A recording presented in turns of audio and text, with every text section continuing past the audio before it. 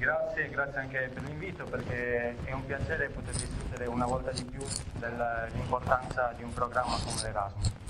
Sarebbe molto facile per me partire con un'elencazione di facili luoghi comuni sull'Erasmus, così da farvi divertire un po', ma preferisco invece darvi alcuni numeri per capire cosa sia il fenomeno che abbiamo di fronte. Sappiamo che il primo anno di vita dell'Erasmus è stato il 1988, quindi un programma che, come ricordato prima, ha compiuto 26 anni, e dopo il 1987 il primo finanziamento che è stato dato per l'anno 1988 all'Erasmus fu di 13 milioni di euro. Pensate che invece qualche anno dopo, nel 2013, il fondo destinato dall'Unione Europea al programma di Erasmus era poco sotto i 490 milioni di euro. Questo per darvi già la misura di come in effetti l'Unione Europea abbia da subito creduto in modo progressivo sull'importanza di questo progetto, di questo che poi è diventato un vero e proprio fenomeno. Oggi non esiste più quell'Erasmus che io stesso ho fatto, si chiama in un modo diverso, si chiama Erasmus Plus, ma pensate che questo nuovo programma, che riunisce non solo quindi l'opportunità di fare un'esperienza di studio, ma offre anche l'opportunità ad una platea molto più vasta di lavorare all'estero con un sistema di partenariato molto capillare, molto più diffuso, solo per l'anno 2014 ha previsto un fondo di 1 miliardo e 800 milioni. Tenete sempre a mente i 13 milioni del 1988.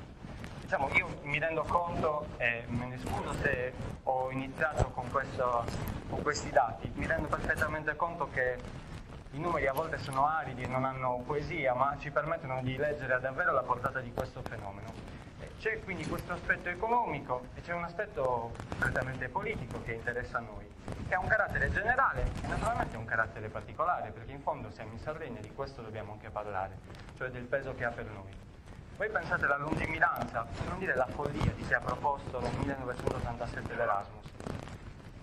Pensate un po', i legami che sono stati stessi per l'Erasmus coinvolgevano 33 paesi.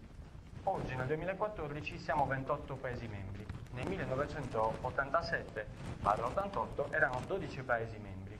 Quindi già dall'inizio si credeva che quell'unione che in fondo c'era, un'unione fatta di legami economici volti a garantire la pace, fosse un'unione troppo ristretta e che bisognasse da subito provare ad allargare gli orizzonti a qualunque costo.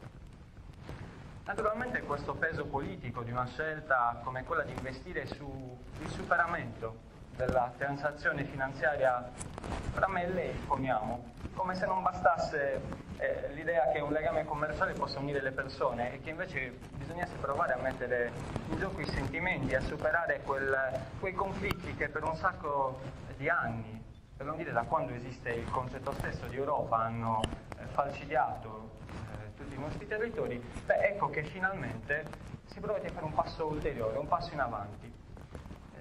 Pensate a quanto è stato importante e a quanto ancora esiste il fenomeno dell'immigrazione. Pensate proprio in Sardegna cosa vuol dire parlare di immigrazione ancora oggi.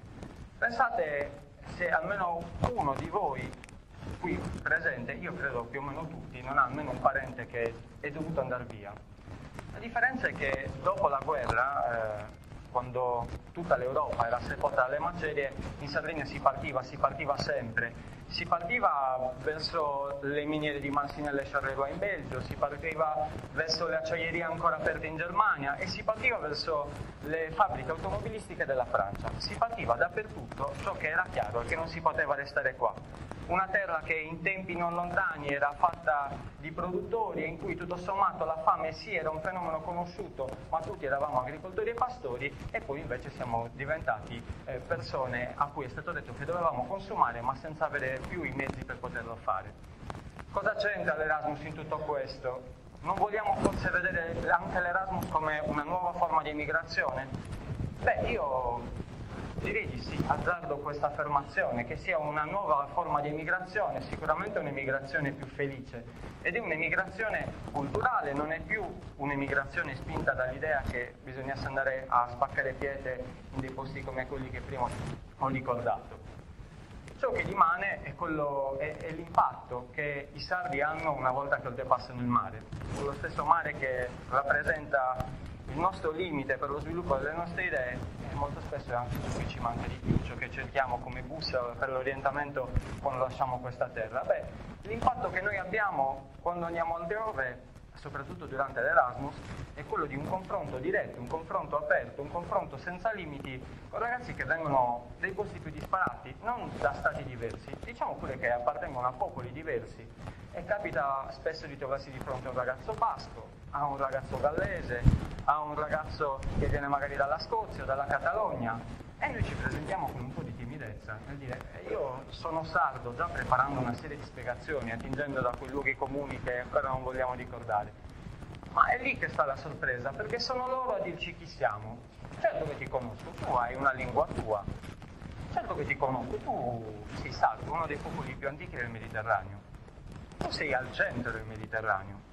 Ed è lì che il sentimento che scaturisce è un sentimento molto confuso, a metà fra la meraviglia e anche il fastidio, perché una volta di più ci ricordano altri chi siamo noi, una volta di più ci ricordano che siamo il centro mediterraneo e non invece l'ultima periferia di un impero in decadenza che ancora oggi vuole dirci che noi dobbiamo stare nello stesso collegio con la Sicilia, che ci vuole dire che tutto sommato i trasporti della nostra regione non vanno tanto male. Ecco, questo è il problema dell'Erasmus, che è una rivoluzione intima, ma è una rivoluzione che si ripercuote poi anche all'esterno, perché noi torniamo qui, c'è chi l'ha detto prima di me, con l'idea di poter attingere da ciò che abbiamo preso fuori, con l'idea di poter fare e adattare le idee che abbiamo maturato altrove e di poterle attuare qua. E invece il messaggio che ci hanno dato le istituzioni sarde in partenza è stato anche molto concreto. Ci hanno dato una borsa di studio che è molto più alta rispetto a uno studente italiano. Noi prendiamo 650 euro al mese e invece un italiano mediamente 230, quasi come se la regione ti volesse dire figlio, questa è l'ultima cosa che ti posso dare prima che non possa tornare più. E questa idea è un'idea che prende corpo a volte, è un'idea che ci insegue, è un'idea che cerchiamo di respingere, perché l'amore per questo posto è fin troppo forte per non poter credere che in fondo qui le cose si possano cambiare e che si debbano cambiare anche altrove. Io aspetto ancora che qualcuno conduca una battaglia per il riconoscimento formale dello stato di insularità in sede europea. Già questo, ad esempio, ci permetterebbe di parlare non più di una continuità territoriale scandalosa, ma di diritto alla mobilità. Concludo proprio qui, dicendo che molto spesso sono gli altri a dirci chi siamo noi, cosa dobbiamo fare, cosa potremmo fare, chi siamo stati e chi dovremmo essere.